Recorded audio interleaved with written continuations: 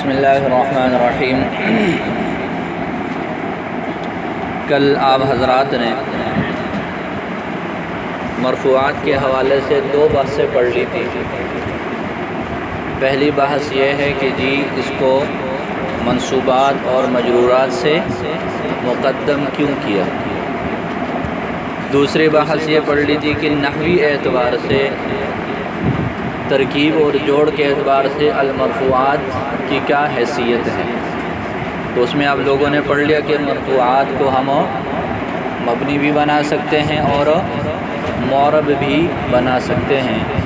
مبنی ہو تو علی السکون ہو جائے گا، معرب ہو تو پھر اس میں رفع، نصب اور جر تینوں ہی احتمال ہیں، جن کی وضاحت آپ لوگوں نے پڑھ لی۔ اس کے بعد اگلی بحث یہ ہے کہ یہ المرفوعات جمع کا لفظ ہے تو اس کا مفرد کیا ہے۔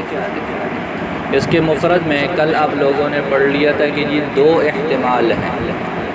پہلا احتمال یہ ہے کہ یہ المرفوع کی جمع ہو، اور دوسرا احتمال یہ ہے کہ یہ مرفوعات کی جمع ہو۔ مرفوع کی جمع ہو اس پر بھی اعتراض ہے، کل آپ لوگوں نے پڑھ لیا تھا، اور اگر مرفوعات ہو اس پر بھی اعتراض ہے۔ مرفوع مفرد بنا لیں تو پھر اسم مفعول کا صیغہ ہے، سالم ہے، تو مرفوع مرفوعان مرفوعون۔ جب مفرد مرفوع ہوگا تو اس کے لیے جمع مرفوعون کے وزن پر ہوگی، نہ کہ مرفوعات کے وزن پر۔ یہ اعتراض سمجھ آ گیا؟ بولے۔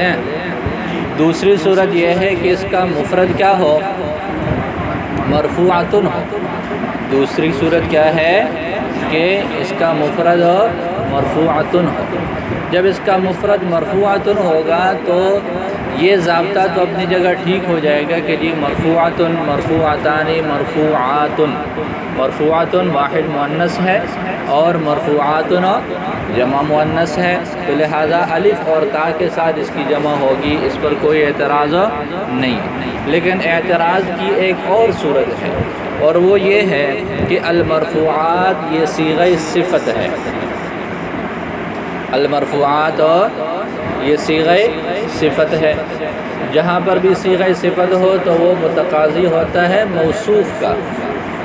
صیغہ صفت آ جائے تو صیغہ صفت کا تعلق ظاہر ہے کسی موصوف کے ساتھ ہوگا۔ صفت جہاں پر بھی ہو تو اس کا تعلق کس سے ہونا ہے، موصوف سے ہونا ہے۔ تو المرفوعات یہ صیغہ صفت ہے جو متقاضی ہے کس کا، موصوف کا۔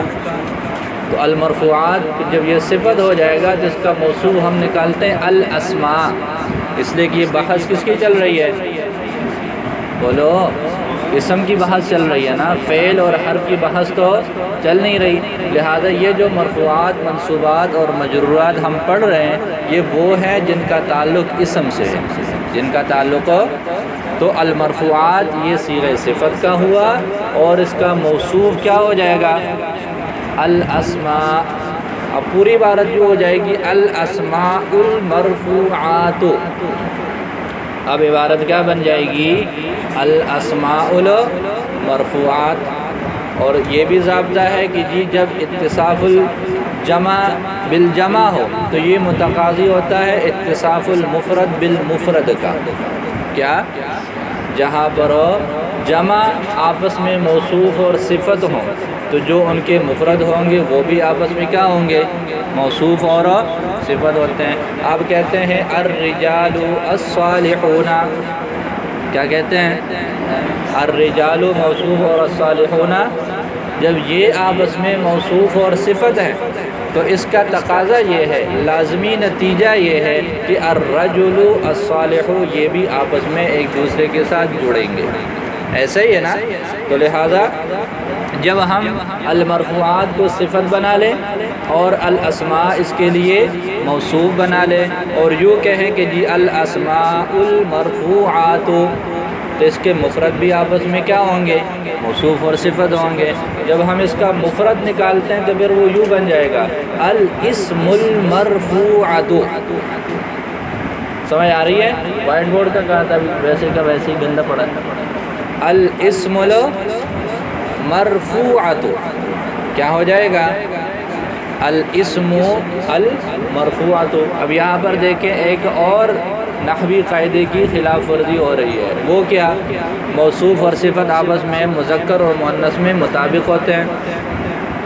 موصوف اور صفت کی آپس میں کیا ہوتی ہے؟ مطابقت ہوتی ہے، مذکر اور مؤنث میں۔ تو الاسم یہ مذکر ہے، الاسم کیا ہوا؟ مذکر، اور المرفوعۃ یہ مؤنث ہے۔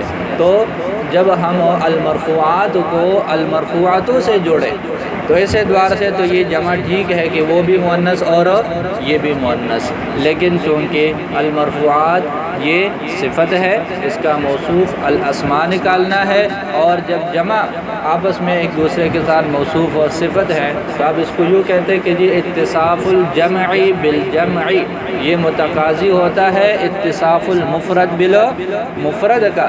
اس تقاضے کے مطابق ان کے جو مفرد ہوں گی وہ بھی آپس میں موصوف اور صفت بنیں گے، اور جب ہم اس کو موصوف اور صفت بنائیں گے تو یہ بن جائے گا الاسم المرفوعۃ۔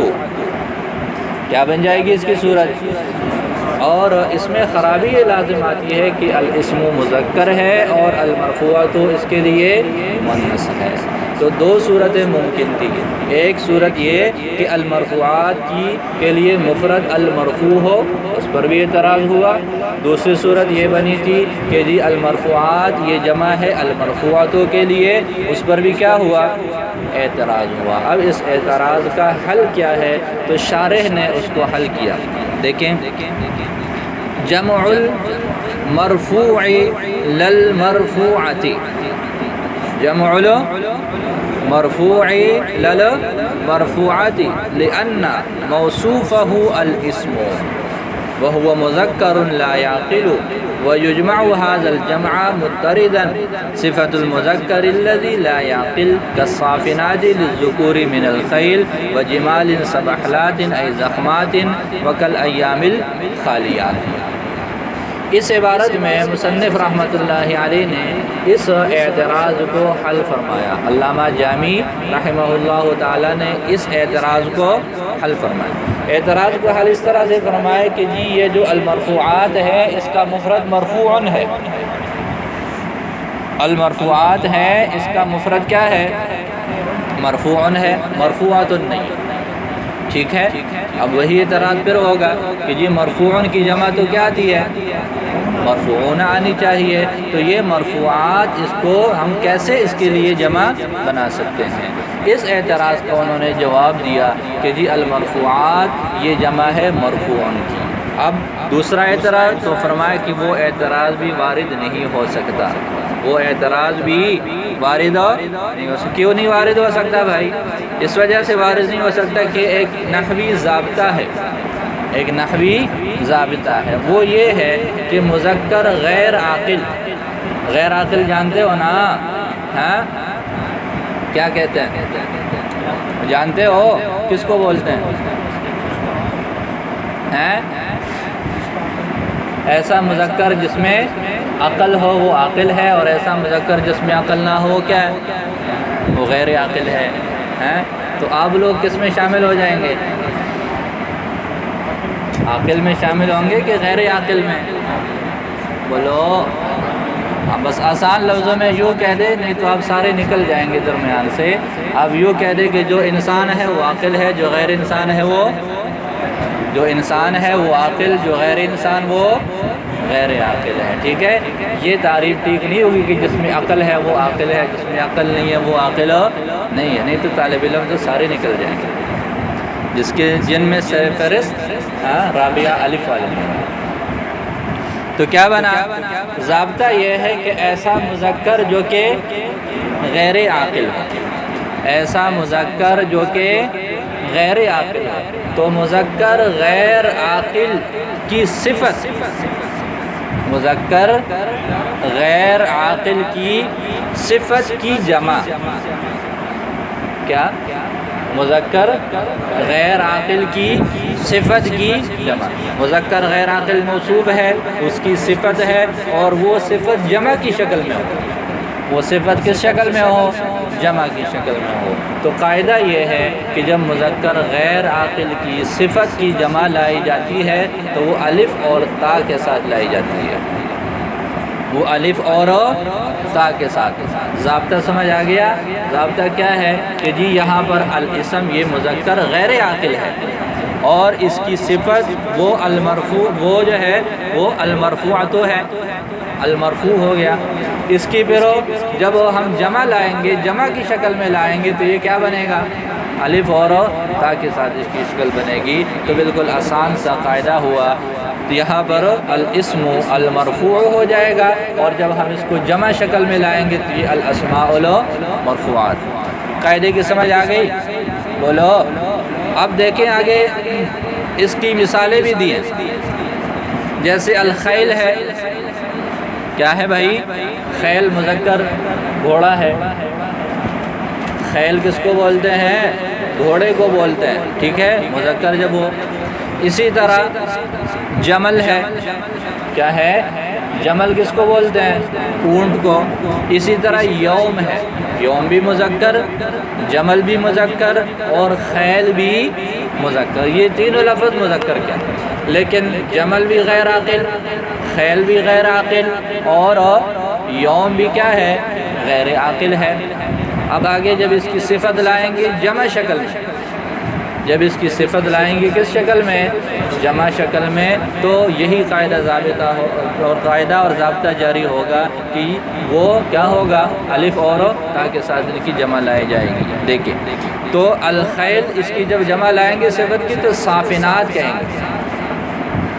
خیل کی جمع کیا ہے؟ خیول ہے، تو خیول الصافنون ہونا چاہیے۔ خیل جب مذکر ہے الخیل الصافن، صافن کے لیے جمع کیا ہونی چاہیے؟ صافن، صافنانی، صافنون۔ اسی طریقے پر جمل، یہ جمل کی جمع سبحلات ہے۔ اسی طرح یوم ہے تو الیوم الخالی ہوتا ہے، الیوم الیومانی الخالیانی۔ پھر آگے اس کی جمع الایام الخالون نہیں ہے بلکہ کیا ہے؟ خالیات ہے۔ تو وہی قاعدہ جاری ہوا کہ جی جب مذکر غیر عاقل کی صفت لائی جائے اور اس صفت کو جمع شکل میں ہم لائیں تو پھر اس کے لیے قاعدہ اور ضابطہ یہ ہے کہ وہ جمع کیسی ہوتی ہے؟ الف اور تا کے ساتھ۔ لہذا یہ مسئلہ حل ہو گیا کہ جی المرفوعات کا مفرد وہ مرفوعات نہیں ہے بلکہ کیا ہے؟ وہ مرفوعون ہے۔ دیکھو اب ترجمہ دیکھو، المرفوعات جمع المرفوع للمرفوعات، یہ مرفوع کی جمع ہے نہ کہ مرفوعات کی، اس لیے کہ اس کا موصوف اسم ہے، اس لیے کہ اس کا موصوف اسم ہے اور وہ ایسا مذکر ہے جو غیر عاقل ہے اور وہ مذکر لا یعقل ہے۔ وَيُجْمَعُ هَذَا الْجَمْعَ، یہ کل آپ لوگوں کو بتا دیا تھا کہ هَذَا الْجَمْعَ ترکیب میں کیا واقع ہے؟ بولو، مفعول مطلق ہے اور مفعول مطلق للنوع ہے۔ وَيُجْمَعُ هَذَا الْجَمْعَ، اسی طرح جمع لائی جاتی ہے، اسی شکل میں اسی نوعیت کے ساتھ جمع لائی جاتی ہے، مضطرداً ہمیشہ قاعدہ کے مطابق۔ مضطرداً کا معنی کیا ہوتا ہے؟ دائماً، ہمیشہ، قاعدہ اور ضابطہ کے مطابق۔ صفت المذکری، ہاں اب یہ درمیان میں ھذا الجمع مضطرداً کو نکال کر فعل کو اس کے نائب فاعل کے ساتھ جوڑو۔ وَيُجْمَعُ صفت المذکری، اور مذکر کی صفت کی جمع لائی جاتی ہے۔ وَيُجْمَعُ صفت المذکری، اور جمع لائی جاتی ہے تو یہ یجمع کا نائب فاعل کیا ہوا؟ آگے صفت ہے۔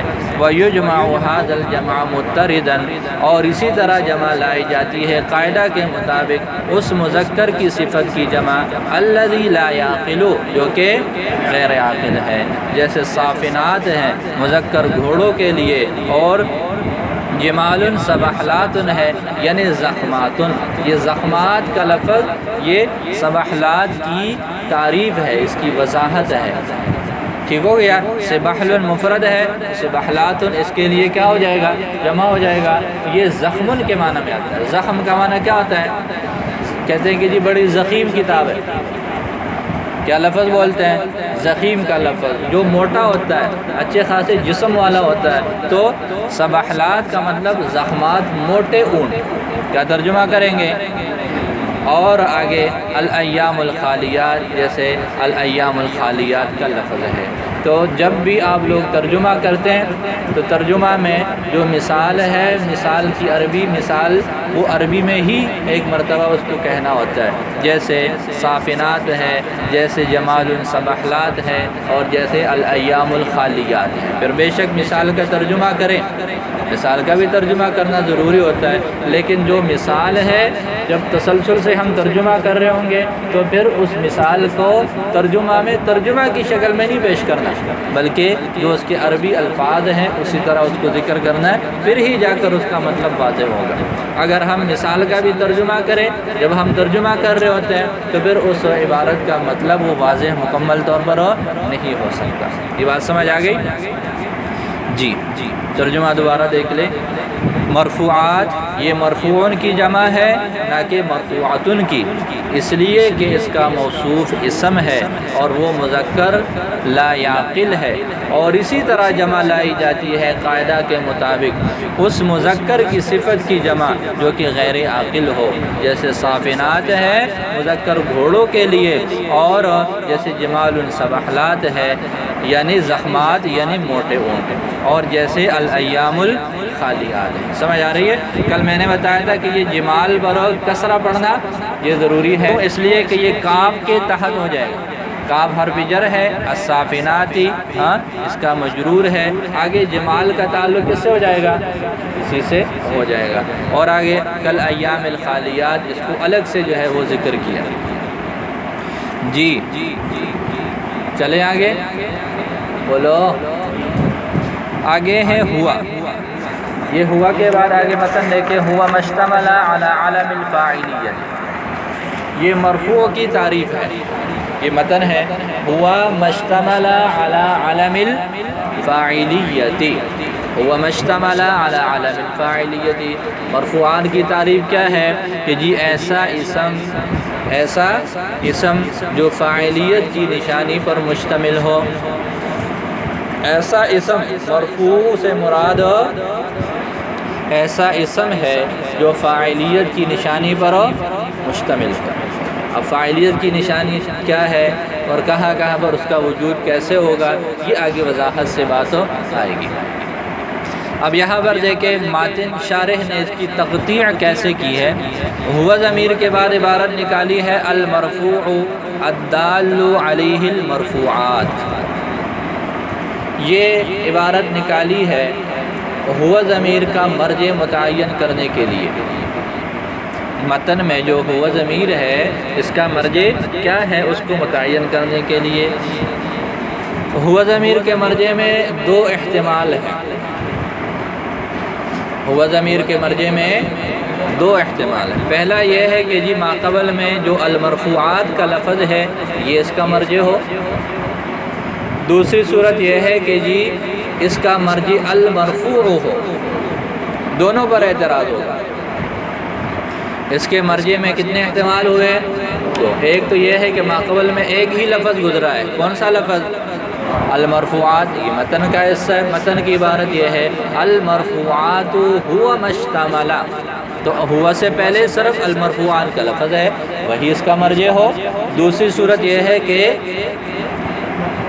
المرفوع ہو اس کا مرجع، دونوں پر میں نے کہا کہ کیا ہے؟ اعتراض ہے۔ اعتراض کیا ہے؟ اعتراض یہ ہے کہ جی ہوا ضمیر کا مرجع جب ہم المرفوعات بنائیں، ہوا ضمیر کا مرجع جب ہم کیا بناتے ہیں؟ المرفوعات، تو اس پر دو اشکال ہیں۔ ایک تو یہ ہے کہ یہ ہوا ضمیر یہ مفرد ہے اور المرفوعات جمع، دوسرا اشکال یہ ہے کہ ہوا یہ مذکر ہے اور المرفوعات کیا ہے؟ بولو مؤنث ہے۔ تو المرفوعات کو ہوا ضمیر کا مرجع بنانا درست نہیں ہو سکتا۔ ہوا ضمیر کا پہلا مرجع جو ہے اس میں کیا احتمال ہے کہ جی المرفوعات ہو جو بعینی ہی لفظ موجود ہے، تو اس کے بارے میں آپ لوگوں نے کیا پڑھا کہ المرفوعات اور ہوا ضمیر کا آپس میں جوڑ نہیں ہو سکتا، اس لیے کہ ہوا ضمیر یہ راجع ہے اور المرفوعات اس کا مرجع بن جائے گا۔ تو راجع اور مرجع تو ایک دوسرے کے موافق اور مطابق ہوتے ہیں، عدد میں بھی موافق ہوتے ہیں اور جنس میں بھی کیا ہوتے ہیں، مطابق ہوتے ہیں۔ عدد کا مطلب یہ ہے کہ اگر راجع مفرد ہے تو مرجع بھی کیا ہونا چاہیے، مفرد ہونا چاہیے۔ راجع جو ہے وہ تثنیہ جمع ہے ضمیر، تو اس کا مرجع بھی کیا ہونا چاہیے۔ اور اسی طرح اگر مرجع جو ہے وہ مذکر ہے تو ضمیر بھی مذکر کی ہوگی، اور اگر وہ مؤنث ہے تو ضمیر بھی کیا ہوگی۔ تو یہ مطابقت کا پایا جانا ضروری ہے۔ اور یہاں پر ہوا ضمیر مفرد اور اس کا مرجع کیا ہے، وہ جمع ہے۔ ہوا ضمیر مذکر ہے اور اس کا مرجع کیا ہے، وہ مؤنث ہے۔ تو اس وجہ سے ہوا اور المرفوعات کا آپس میں جوڑ نہیں ہے۔ تو جب جوڑ نہیں ہے تو پھر اس کو راجع اور مرجع بھی نہیں بنائے جا سکتے۔ تو اس وجہ سے اس کو مرجع نکالنا یہ تو ٹھیک نہیں ہوگا۔ دوسرا اعتراض یہ ہے کہ جی دوسری شکل اور صورت یہ ہے کہ ہوا ضمیر کا مرجع المرفوع ہو، ہوا ضمیر کا مرجع کیا ہو، المرفوع ہو۔ تو اس پر اعتراض یہ ہوگا کہ جی المرفوع تو ماقبل میں ہے ہی نہیں، متن میں المرفوع کا لفظ پہلے کہیں گزرا ہے، ہوا ضمیر سے پہلے تو ایک ہی لفظ ہے نا، اور وہ کیا ہے، المرفوعات ہے۔ مرفوع کا لفظ تو لفظوں میں موجود نہیں ہے، تو جو چیز موجود ہی نہیں ہے اس کو کیسے مرجع بنایا جا سکتا ہے؟ جو چیز موجود ہی نہیں ہے تو اس کو تو مرجع نہیں بنایا جا سکتا۔ اس کا جواب دیا شارح رحمۃ اللہ علیہ نے، علامہ جامی رحمہ اللہ تعالیٰ نے، کہ ہوا ضمیر کا مرجع مرفوعات نہیں ہے، یہ ٹھیک ہے، لیکن ہوا ضمیر کا مرجع کیا ہے، المرفوع ہے۔ مرجع کیا ہے، المرفوع ہے۔ اب جب المرفوع مرجع ہوگا تو وہی اعتراض ہوگا کہ مرفوع تو ماقبل میں مذکور ہی نہیں ہے، بعد میں تو کئی جگہ پر ہے لیکن پہلے نہیں ہے، تو یہ تو اضمار قبل ذکر ہو جائے گا، یہ تو اضمار قبل ذکر ہو جائے گا۔ اضمار قبل ذکر کا مطلب کیا ہوتا ہے، ضمیریں ہم نے پڑھی ہیں کتنی طرح کی ہیں، 3 طرح کی ہیں، جو متکلم کے لیے استعمال ہوتی ہیں، جو حاضر کے لیے استعمال ہوتی ہیں، اور جو غائب کے لیے۔ اس میں جو متکلم کے لیے اور مخاطب کے لیے ضمیریں ہیں ان کو کسی سہارے کی ضرورت نہیں، بس میں نے کہہ دیا انا، اتنی بات ہی کافی ہے۔ جب میں کہوں انا تو اس کا پہلے اور بعد میں کسی سہارے کی اس کو ضرورت نہیں ہے۔ میں کہہ دوں انتم تو اس کے لیے کسی سہارے کی ضرورت نہیں ہے، لیکن جب میں غائب ضمیر استعمال کروں گا تو جیسے میں کہہ دوں وہ، کیا کہوں میں، وہ، اب وہ تو بہت سارے ہیں، کون سا وہ مراد ہے؟ ذہن واضح نہیں ہوتا اس معاملے کے اعتبار سے کہ جی اب وہ سے کون مراد ہے، ہوا سے کون مراد ہے، ہما سے کون مراد ہے، ہم سے کون مراد ہے۔ تو مطلب یہ ہوا کہ غائب کی ضمیر کو سہارے کی ضرورت ہے، غائب کی ضمیر کو، اور وہ سہارا کیا ہوتا ہے، وہ مرجع ہے۔ وہ کیا ہے، مرجع ہے، کہ جب اس کا مرجع ہوگا، جیسے میں کہتا ہوں عثمان ہیں، کیا کہوں میں، عثمان، اس نے شادی پہ نہیں بلایا تھا، اس نے شادی پہ نہیں بلایا تھا، وہ کہہ رہا تھا کہ میں بلاؤں گا لیکن اس نے نہیں بلایا، ٹھیک ہے۔ اب وہ اور اس کا لفظ تو آ رہا ہے نا، لیکن کب آ رہا ہے، جب پہلے عثمان کا لفظ آ گیا۔ لیکن اگر میں ویسے ہی کہہ دوں اس کی شادی ہوئی اور اس نے بلایا ہی نہیں، پھر تم لوگ کیا کہو گے کہ شاید استاد جی کا کسی کے ساتھ چکر چل رہا تھا ہیں، اور پھر اس کی شادی کسی اور سے ہوئی اور پھر استاد جی کو شادی پہ بھی نہیں بلایا۔ سب سے پہلے تو الٹی سوچ آتی ہے نا، ہیں، تو پھر غلط تصورات آئیں گے، غلط باتیں آئیں گی، جو مقصوری بات ہوگی اس کے خلاف بات سمجھ میں آئے گی۔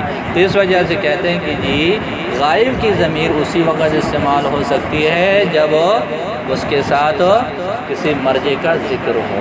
تو یہ مرجع اسی لیے ہوتا ہے تاکہ یہ اس طرح کی باتیں نہیں ہوتی۔ پھر پہلے مرجع ہوگا، پہلے وہ اسم ظاہر ہوتا ہے، بعد میں اس کے لیے ضمیریں ہوتی ہیں۔ سمجھ آ رہی ہے؟ پہلے کیا ہوتا ہے؟ پہلے وہ چیز ہوتی ہے صراحت اور وضاحت کے ساتھ، پھر اس کے بارے میں اشارات ہوتے ہیں، وہ کہتے ہیں، ہاں اسی طرح ان کہہ دیتے ہیں، ہوا کہہ دیتے ہیں، ہما کہہ دیتے ہیں. تو یہ تو ترتیب ہے، پہلے مرجع ہو بعد میں اس کی طرف ضمیر لوٹے. لیکن اگر بالفرض ایسے ہو کہ ضمیر پہلے آ جائے، جس کے بارے میں ضمیر ہے وہ بعد میں آ جائے، تو اس کو بولتے ہیں اضمار قبل الذکر. صراحت اور وضاحت کے ساتھ ذکر کرنے سے پہلے ہی ضمیر آ گئی، تو اس کو ہم کیا کہیں گے؟ ہاں. تو اضمار قبل ذکر کی اصطلاح سمجھ آ گئی کہ اضمار قبل ذکر کا مطلب کیا ہے؟ ترتیب یہ ہے کہ غائب کی ضمیر وہ اس انداز سے ذکر ہوتی ہے کہ پہلے وضاحت کے ساتھ کسی کا ذکر ہوتا ہے، بعد میں اس کے حوالے سے اس کے لیے ضمائر کا استعمال ہوتا ہے. لیکن اگر کسی موقع پر ایسے ہو کہ ضمیر پہلے آ گئی، جس کے بارے میں ضمیر ہے وہ وضاحت کے ساتھ بعد میں آ جائے، تو اس کو بول دیتے ہیں کہ یہ اضمار. یہ ایک بڑا اہم مسئلہ ہے، آپ آگے آئیں جو ہے وہ پڑھیں گے کہ جی اضمار قبل ذکر یہ جائز ہے یا جائز نہیں ہے، اور پھر آگے جو ہے اس کی قسمیں ہیں کہ جی وہ صرف لفظاً ہے یا رتبتاً ہے. اس کی وضاحت انشاءاللہ اپنی جگہ پر آ جائے گی. تو المرفوع پر اعتراض ہوا کہ ہوا ضمیر کا مرجع کیا ہے؟ المرفوع ہے. تو مرفوع تو ہے ہی نہیں، پہلے تو اس کا کہیں ذکر ہو بعد میں بے شک ہے، تو یہ تو اضمار قبل ذکر ہو جائے گا، اور اضمار قبل ذکر تو جائز نہیں ہے. اضمار قبل ذکر تو جائز نہیں ہے. وہم اور خیالات اور برے جو ہے وہ نتائج نکلنے شروع ہو جاتے ہیں، اس وجہ سے ایسا کرنا ٹھیک ہو نہیں. اس کا جواب دیتے ہیں کہ جی ہوا ضمیر کا مرجع المرفوع ہی ہے، ٹھیک ہے، اور وہ ماقبل مذکور بھی ہے. وہ ماقبل میں مذکور ہے. کیسے مذکور ہے؟ اس طرح مذکور ہے کہ جی المرفوعات یہ جمع ہے، تو جہاں پر بھی جمع ہو وہاں پر اس جمع کی دلالت کس پر ہوگی؟ مفرد پر ہوگی نا ہے. اور ماقبل میں جو مرجع ہے اس کا کسی نہ کسی انداز سے تذکرہ ضروری ہے، چاہے صراحتاً ہو، چاہے ضمناً ہو، حکماً ہو، معناً ہو، دلالتاً ہو، کسی بھی انداز سے کسی بھی انداز سے مرجع کا ماقبل میں تصور وہ کیا جا سکے، اتنی بات کافی ہے. ٹھیک ہے، صراحتاً مذکور ہو پھر بھی ٹھیک ہے، معناً دلالتاً حکماً ضمناً مذکور ہو پھر بھی کیا ہے؟ ٹھیک ہے. جیسے قرآن پاک میں بھی اس کی ایک مثال موجود ہے، اعدلوا هو اقرب للتقوی. کیا ہے؟ اعدلوا ہوا اقرب للتقوی. یہ ہوا ضمیر کا مرجع العدل ہے. ہوا ضمیر کا مرجع کیا ہے؟ لیکن العدل کا ماقبل میں کوئی تذکرہ نہیں ہے.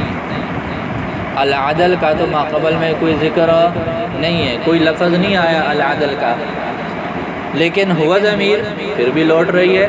وہ کیسے؟ وہ اس طریقے سے کہ جی اعدلوا یہ فعل ہے. اعدلوا کیا ہے؟ فعل ہے. یہ مشتق ہے. جہاں پر مشتق آ جائے تو اس کے ضمن میں مشتق منہ کا بھی تصور ہوگا. تو جب افعال آئیں گے تو افعال کے ضمن میں مصدر کا بھی تصور آئے گا کہ نہیں آئے گا؟ بولو نا. تو اعدلوا کے ضمن میں جو اس کا معنی ہے عدل والا، یہ ہوا ضمیر اس العدل والے معنی کی طرف لوٹ رہی ہے جو کہ اعدلوا سے سمجھ میں آ رہی ہے. تو معلوم کیا ہوا؟ نتیجہ یہ نکلا کہ مرجع کا ماقبل میں مذکور ہونا صراحتاً یہ ضروری نہیں ہے، وہ چاہے کسی بھی انداز سے ہو. تو لہٰذا یہاں پر المرفوعات یہ اس کے ضمن میں المرفوع موجود ہے اور ہوا ضمیر کا تعلق اسی سے ہے، لہذا یہ اعتراض وارد نہیں ہو سکتا. بات سمجھ آ گئی؟ دیکھو ہوا ضمیر کا مرجع نکالا المرفوع، وہ مرفوع ہے. پھر وہ اعتراض ہوگا کہ جی مرفوع تو ماقبل میں ہے ہی نہیں. تو جواب دیا الدال علیہ المرفوعات. الدال اسم فاعل ہے اور اس کا فاعل کون ہے؟ المرفوعات کا لفظ ہے. الدال علیہ المرفوعات، جس پر مرفوعات کی دلالت ہے. کیا ترجمہ کرو گے؟ وہ مرفوع ہوا یعنی وہ مرفوع الدال علیہ المرفوعات جس پر مرفوعات کی دلالت ہے۔ جی یہاں تک بات سمجھ آ گئی؟ چلے آگے چلو کیا بات؟ لأن التعریف انما یکون للماہیت لا للافراد۔ لأن التعریف انما یکون للماہیت لا للافراد، اس لیے کہ تعریف یہ ماہیت کی ہوتی ہے نہ کہ افراد کی۔ یہ بھی ایک اعتراض ہوا اور اس کا جواب یہاں پر دے رہے ہیں۔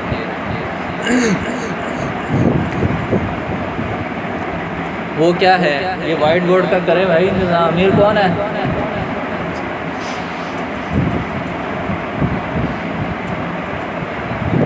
یہ بھی عارضی ہے یا ہے؟ دیکھ لو نہ حل نہ ہو جانا کہیں، ٹھیک ہے؟ یہاں کی چیزیں گھر آنے سے پہلے بالکل ٹھیک ہونی چاہیے، رجسٹر پڑا ہو، دبائی ہو۔ آج بھی وہ تلاش کر رہے تھے دبائی کو۔ جی آواز آ رہی ہے؟ ہاں دیکھو کتنی مشکل سے آواز جا رہی ہے۔ اگلی وارد ہے لأن التعریف انما یکون للماہیت لا للافراد، تعریف ماہیت کی ہوتی ہے افراد کی نہیں ہوتی۔ یہ عبارت کیوں ذکر کی؟ اس عبارت کو ذکر کرنے کے لیے بھی ایک وجہ ہے، اور وہ یہ ہے کہ دیکھیں آپ لوگوں نے ہوا کا لفظ ادھر ذکر کیا، ہوا کی وجہ سے آپ کو اتنے مسئلے بتانے پڑے کہ جی المرفوعات کی ضمن میں المرفوع نکالیں گے، اور پھر جو ہے وہ مرجع کا صراحتاً ہونا کوئی ضروری نہیں ہے، ضمناً بھی ہو سکتا ہے، مانن بھی ہو سکتا ہے۔ اتنی ساری وضاحتیں آپ نے کی ہے، اتنی ساری وضاحتیں آپ کو کرنی پڑی ہے، اتنی لمبی چوڑی باتیں کرنی پڑی ہیں۔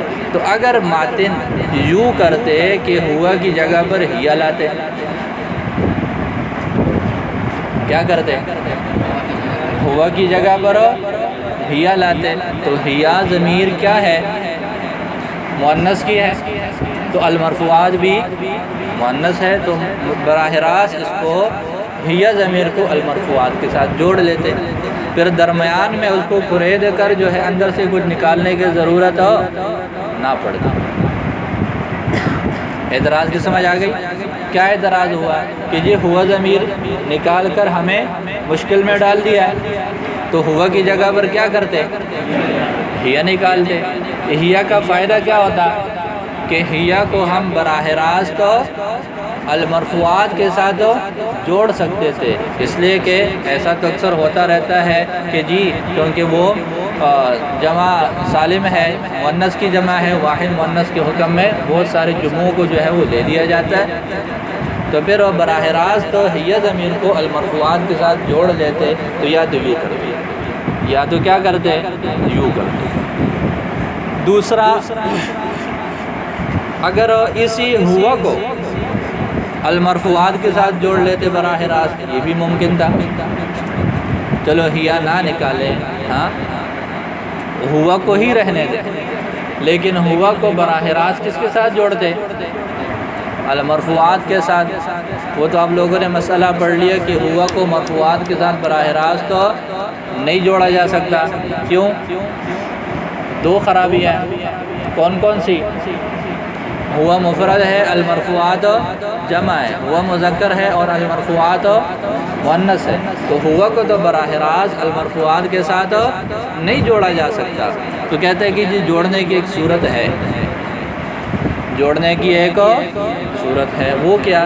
وہ یہ ہے کہ جی المرفوعات کو مذکور کی تعویل میں لے لیتے ہیں۔ المرفوعات کو کیا کرتے ہیں؟ مذکور کی تعویل میں لے لیتے۔ یہ مذکور کی تعویل کا کیا مطلب ہے؟ اس کو سمجھ لیں کہ بعض مرتبہ لفظ وہ کچھ اور ہوتا ہے، مذکر کی ہمیں ضرورت ہے وہ مؤنث ہے، مفرد کی ضرورت ہے وہ مرکب ہے، یا اس طرح کچھ اور ایسا مسئلہ ہوتا ہے، تو پھر ایسے کرتے ہیں کہ جی مذکور کا اس کو تھیلا پہنا دیتے ہیں، مذکور کے نام کا ایک شاپر لے لیتے ہیں اور وہ اس کو کیا کرتے ہیں؟ پہنا دیتے ہیں۔ کیا مطلب ہے؟ آپ دکان پہ گئے، آپ دکان پہ گئے، وہاں آپ نے سال کا آغاز ہے، آپ نے صابن لیا اپنے لیے، اور آپ کی ضروریات تھی 5-6 چیزیں آپ نے لیے، لے کے اس کو ایک شاپر میں ڈال دیا۔ آپ سے کسی نے پوچھا بکم اشتریت ھذا، آپ سے کوئی پوچھے بکم اشتریت ھذا، یہ کتنے کا خریدا ہے؟ اگر آپ کو نحو آتے ہو تو آپ کہیں گے کہ بکم اشتریت ھذا نہیں، بکم اشتریت ھذہ کہو، بکم اشتریت ھذہ کہو، ھذا کہنا ٹھیک ہو؟ کیوں ٹھیک نہیں ہے؟ اس لیے کہ یہ تو کافی ساری چیزیں ہیں، یہ تو جمع ہے، غیر ذوی العقول چیزیں ہیں، اور جمع غیر ذوی العقول کے لیے ھذا استعمال نہیں کر سکتے، یا تو جمع کا لفظ لے آؤ یا پھر اس کے لیے واحد مؤنث کا لے آؤ۔ آپ لوگ پڑھتے ہو کہ غیر ذوی العقول کی جو جمع ہوتی ہے وہ واحد مؤنث کے حکم میں بھی آتی ہے، ٹھیک ہے، لیکن وہ بھی نحویت آگے سے اس نے کہہ دیا کہ جی جب میں نے اس کو شاپر میں ڈال دیا، اب شاپر میں ڈال لینے کے بعد میری مراد جو ہے وہ ایک ایک چیز نہیں ہے بلکہ یہ پورا تھیلا ہے۔ یہ کیا ہے؟ اور تھیلا تو ایک چیز ہے نا، تھیلا کیا ہے؟ ایک چیز ہے۔ تو بعض مرتبہ ایسے ہوتا ہے کہ ہمیں مطلوب مفرد ہوتا ہے، آگے سے وہ مرکب ہوتا ہے، ہمیں مطلوب مذکر ہے، آگے سے وہ کیا ہوتا ہے؟ مؤنث ہوتا ہے۔ تو پھر ایسی صورت میں اس کو کہہ رہے تھے کہ یہ مذکور کی تعویل میں، جس میں گویا کہ مذکور کے نام کا ایک شاپر لیا اور اس کو کیا کر دیا؟ پہنا دیا، لہذا اب وہ مذکور مفرد بھی ہے اور مذکر بھی ہے، جہاں مفرد کی ضرورت ہو وہاں پر بھی وہ شاپر رکھ دو، جہاں مذکر کی ضرورت ہو وہاں پر بھی کیا کر لو؟ وہ شاپر رکھ لو۔ اب نتیجہ کیا نکلا؟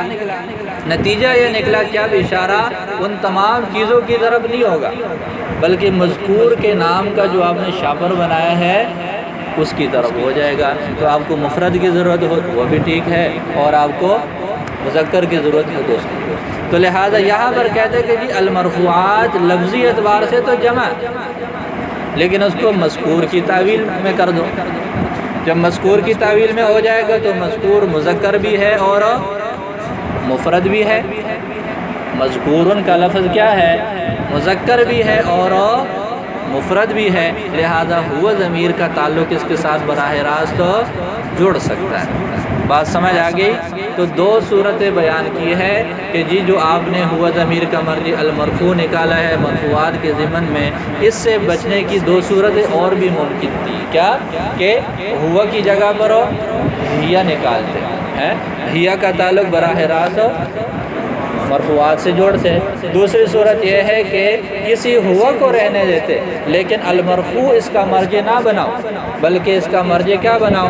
المرفوعات بناؤ، لیکن اس کو مذکور ان کی تعویل میں کر دو، اس کو مذکور ان کی تعویل میں کر دو۔ تو اس کا جواب ہے کہ جی یہ دونوں صورتیں نہیں ہو سکتی، یہ دونوں صورتیں نہیں ہو سکتی۔ کیوں نہیں ہو سکتی؟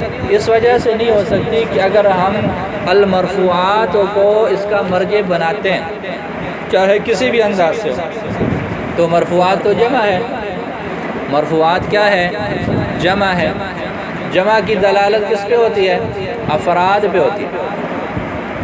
جمع کی دلالت کس پر ہوتی ہے؟ افراد پر ہوتی ہے۔ تو جب ہم المرفوعات کو ہوا ضمیر کا مرجع بنائیں، اور ہوا ضمیر تو تعریف ہے، ہوا ضمیر کیا ہے؟ تعریف ہے، تو پھر اس تعریف کا تعلق بھی المرفوعات سے براہ راست ہو جائے گا، اور پھر یہ تعریف وہ افراد کی ہو جائے گی۔ تعریف کس کی ہو جائے گی؟ جب ہوا سے آگے تعریف ہے اور ہوا کو ہم نے جوڑ لیا کس کے ساتھ؟ مرفوعات کے ساتھ، اور مرفوعات جمع ہے، جمع کی دلالت کس پہ ہے؟ افراد پہ، تو یہ تعریف بھی کس کی ہو جائے گی؟ افراد کی ہو جائے گی۔ اور مسئلہ یہ ہے کہ تعریف افراد کی نہیں ہو سکتی بلکہ تعریف ماہیت کی ہوتی ہے۔ تعریف کے بارے میں قاعدہ اور ضابطہ یہ ہے کہ التعریف انما یکون للماہیت و بالماہیت، تعریف میں معرف اور معرف دونوں کا ماہیت ہونا ضروری ہے۔ حد اور محدود دونوں کا ماہیت ہونا ضروری ہے۔ ٹھیک ہو جائے گا۔ جیسے ہم انسان کی تعریف کرتے ہیں تو انسان میں تو اب سارے آ جاتے ہیں، تو انسان کی جب ہم تعریف کرتے ہیں حیوان ناطق، یہ انسان کی ماہیت کی تعریف ہے۔ وہ تعریف اس پر بھی صادق آ سکتی ہے، اس پر بھی صادق آ سکتی ہے، اس پر بھی صادق آ سکتی ہے، سب پر صادق آ سکتی ہے، لیکن افراد کی وہ تعریف نہیں ہے، بلکہ وہ کیا ہے؟ انسان کی ماہیت کی تعریف ہے۔ تو جس کی تعریف ہوتی ہے اس کے لیے ماہیت کا ہونا ضروری ہے، اور جو تعریف ہو رہی ہے جن الفاظ سے وہ بھی کیا ہے؟ اس لیے کہ تعریف ہوتی ہے جنس اور فصل سے، جنس اور خاصے سے ہوتی ہے۔ کیا ہوتی ہے؟ جنس اور جنس اور خاصے یہ مفہوم کے لیے، ماہیت کے لیے تو ہوتے ہیں، لیکن افراد کے لیے، افراد تو ایک شخصی چیز ہوتی ہے، افراد کی تو شخصیت ہوتی ہے، افراد کی کیا ہوتی ہے؟ شخصیت ہوتی ہے، وہ کلیات نہیں ہو سکتی۔ تو تعریف کس کی ہوتی ہے؟ دونوں سائیڈ سے ماہیت کا ہونا ضروری ہے، معرف کے لیے بھی ماہیت کا اور معرف کا بھی ماہیت کا ہونا ضروری ہے۔ تو اگر ہم ہوا کو جوڑے المرفوعات سے، تو المرفوعات تو جمع کی دلالت ہوتی ہے افراد پر، تو پھر یہ تعریف آئے گی صادق کہ یہ کس کی تعریف ہے؟ افراد کی تعریف ہے۔ اور تعریف کے بارے میں ضابطہ یہ ہے کہ یہ تعریف کس کی ہوتی ہے؟ ماہیت کی ہوتی ہے، اور ماہیت کے ساتھ ہوتی ہے۔ مشکل تو نہیں ہو رہی آج ہے؟ دیکھو، لأن التعریف، اس لیے کہ تعریف انما یکون للماہیتی، یہ ماہیت کی ہوتی ہے، لا للافراد، نہ کہ افراد۔ ہاں جی، کچھ پتہ چلا؟ چلو یاد کرو، شاباش، تکرار کرو۔